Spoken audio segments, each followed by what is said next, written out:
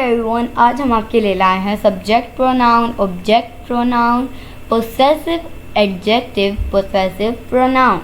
तो वीडियो का अंत तक ज़रूर देखिएगा। वीडियो पसंद आए तो इसे लाइक शेयर ज़रूर कीजिएगा और हमारे चैनल पर नए हैं तो इब्राहिम टीवी इंग्लिश को भी सब्सक्राइब कर लीजिएगा इसी तरह की मज़ीद इंग्लिश वीडियोज़ के लिए।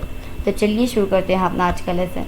सब्जेक्ट प्रोनाउन है I, you, she, he, it, we, you, they.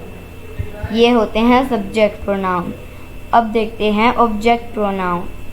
Object pronoun me, you, her, him, it, us, we की जगह अस हो गया, यू, देम। ये हो गया ऑब्जेक्ट प्रोनाउन। अब देखते हैं possessive adjective.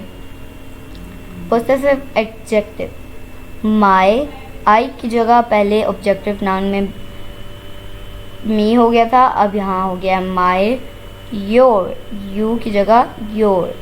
Her, his, its, its, our, your, there.